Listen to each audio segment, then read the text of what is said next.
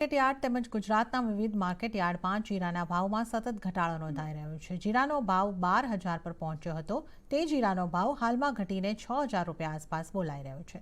APMC ચેરમેનનું માનવું છે કે આગામી વર્ષમાં 1 કરોડ જીરાની બોરીનું ઉત્પાદન થઈ શકે છે અને ગુજરાતમાં 4 લાખ હેક્ટર અને રાજસ્થાનમાં 8 લાખ હેક્ટરમાં વાવેતર થયું છે।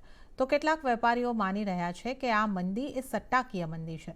હાજર બજારમાં કોઈ એવું દબાણ નથી। જો કે જીરાનો પાક વાતાવરણ ઉપર ખૂબ જ નિર્ભર હોય છે, ત્યારે જો આગામી દિવસોમાં જીરાનો અનુકૂળ વાતાવરણ મળી રહેશે તો જીરાનું મોટા પાયે ઉત્પાદન થશે તો બજારના ભાવ પર દબાણ આવી શકે છે અને વાતાવરણ અનુકૂળ ના રહ્યું તો ફરી એકવાર જીરામાં તેજી જોવા મળી શકે છે।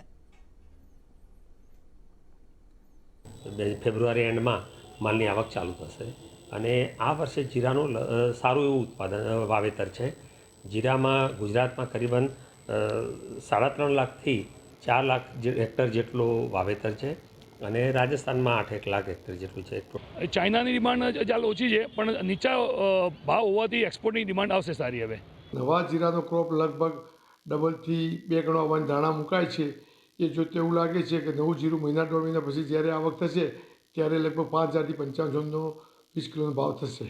જીરામાં હાલ બજાર 5400થી 57-58ના ભાવ ચાલી રહ્યા છે, પણ જે સ્પીડથી ભાવ ઘટી ગયા અને ક્રોપ જોતાં આગામી વર્ષ જીરા માટે બહુ સારું રહેશે, કારણ કે જે નીચા ભાવમાં વેપાર થાય તો પછી 2 પૈસા આપણે તેજીની આશા રાખી શકીએ। ટોટલ આધાર સટ્ટાકીય મંદી છે આ રહી બધી। હાજરમાં એવું કોઈ પ્રેશર નથી, હાજરમાં કોઈ એવો માલનું દબાણ નથી, ગ્રાહકી સારી છે, પણ સટ્ટાકીય રીતે આ બજારો નરમ થઈ રહી છે।